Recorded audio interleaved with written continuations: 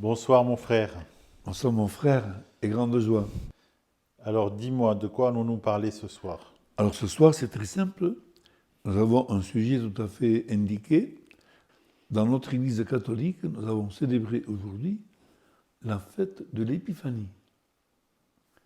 C'est une fête qui est très peu connue, même par ceux qui la célèbrent, parce que ils sont, de manière générale, les gens, même les pratiquants habituels, sont très, et après très vite trop, attirés par le fait de résoudre le problème.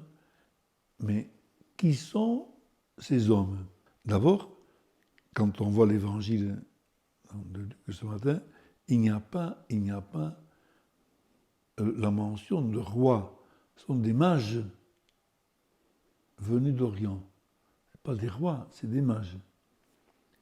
Des mages, des savants et des chercheurs. On ne dit pas non plus combien ils sont. Ils offrent 3 cadeaux, mais ça ne veut pas dire qu'ils ne sont que 3. Ils peuvent être beaucoup plus. Et en même temps, leur origine, l'Orient, c'est vague. Et encore moins, il n'est question de nom. Melchior, Gaspard et Balthazar sont venus très tard dans l'histoire. Après le Xe siècle, je crois, en tout cas très tard.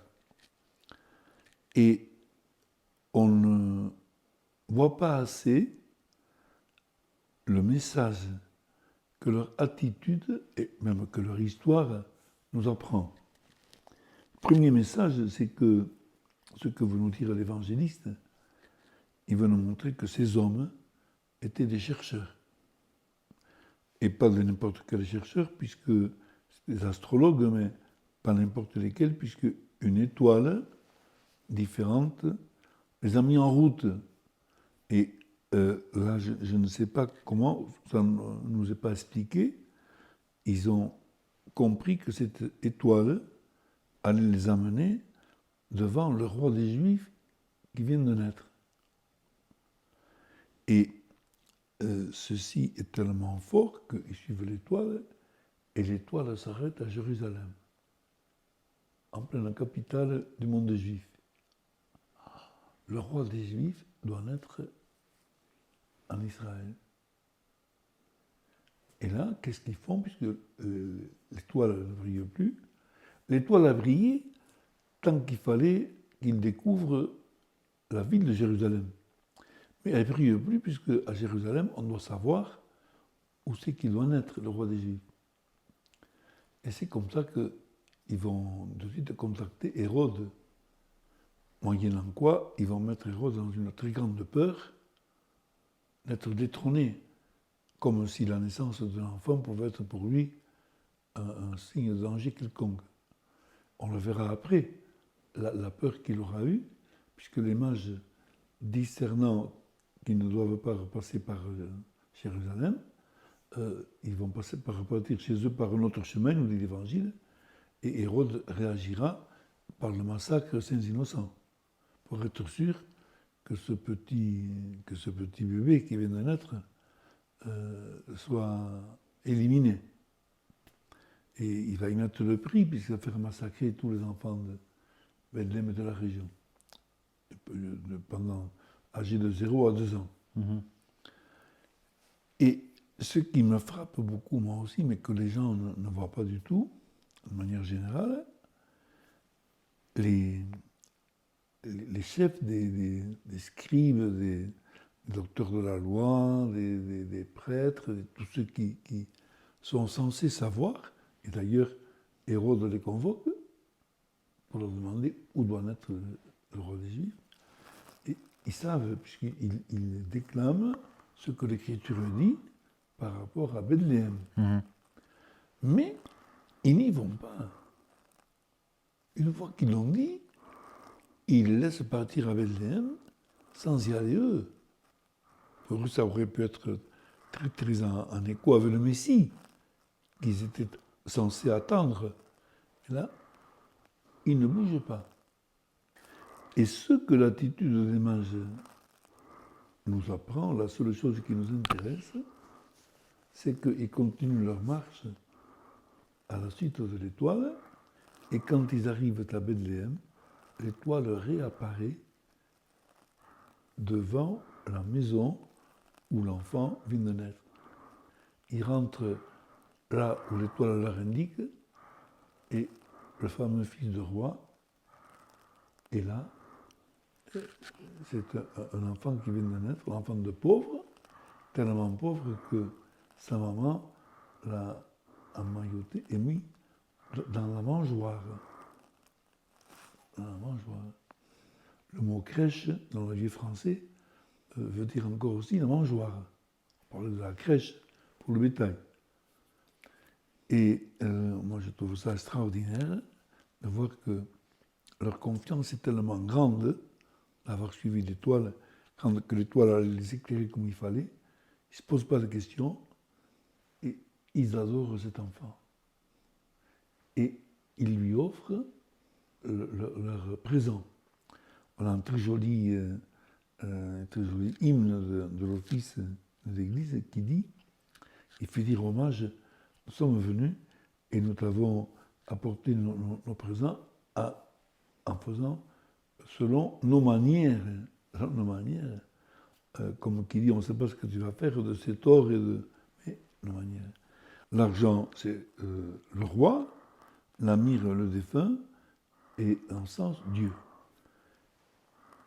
Une attitude qui, pour nous, est comme un exemple extraordinaire. Qu'est-ce que je fais, moi étant chacun et chacune, qu'est-ce que je fais, moi, de l'étoile que je peux considérer pour moi comme étant la foi en Jésus-Christ, qui est la grande étoile de ma vie. Comment est-ce que je la suis? Et comment tous les signes que j'ai sont ou peuvent être très supérieurs à toutes les questions que je peux me poser. Comme là, le style, qui sont ces mages et d'où ils viennent et pourquoi ils sont là. L'essentiel, ils ont suivi l'étoile. L'essentiel pour moi, suivre l'étoile de ma foi. Et ça me provoque un comportement qui ne dépend plus des situations, mais qui dépend de ma foi en cette lumière que Jésus me donne moment après moment, à travers chaque événement, pour que je puisse y être celui que je dois être, c'est-à-dire le témoin de Jésus, Fils de Dieu, Sauveur. Et c'est là que la prière Jésus prend pitié, prend toute sa valeur. Jésus, on sait bien que si on l'oublie toujours, ça veut dire le Seigneur nous sauve. Voilà, frère, pour aujourd'hui. Mais Merci, à une condition que nous sachions beaucoup nous aider à suivre cette étoile. L'étoile, c'est Jésus. Et je voulais te demander, chez les orthodoxes, mais je pense aussi dans des églises d'Orient, on met plus en avant à l'Épiphanie, il y a l'histoire des mages, mais on met plus en avant le baptême de Jésus dans le Jourdain. Alors, c'est ça. Le baptême de Jésus. Qui est une manifestation de la Trinité, en fait. Oui, alors, nous, aujourd'hui, dans l'hymne que nous avons chanté, il y a un raccourci saisissant de 30 ans. On célèbre en même temps la naissance de Jésus, sa reconnaissance comme Dieu par les mages, le baptême de Jésus où le Père le reconnaît, quand Jean-Baptiste baptise, celui-ci est mon enfant bien-aimé. Et puis le Saint-Esprit se manifeste comme une colombe. C'est ça, c'est ça. Et écoutez-le, en lui j'ai mis tout mon amour. Et on y ajoute le miracle de Cana. Aujourd'hui, tu as changé l'eau en vin. Les noces de Cana. Pour moi, c'est très, très enseignant comme hymne où, au lieu de séparer les événements comme on fait pour l'histoire, on focalise tout sur la personne. C'est Jésus. Jésus, qui naît dans la mangeoire, reconnu comme Dieu et qui ensuite donc, est baptisé et en même temps l'Esprit Saint se manifeste. Et aussitôt, son premier signe, Saint Jean ne parle pas de miracle, il parle de signe. Le fait que Jésus puisse changer l'eau en vin est le très grand signe qu'il est fils de Dieu. C'est merveilleux. On est appelé à un très grand réveil de notre foi. Merci Jésus et SOS Jésus. Et avec ça, on a tout ce qu'il faut pour continuer la route. Amen. Amen. Amen.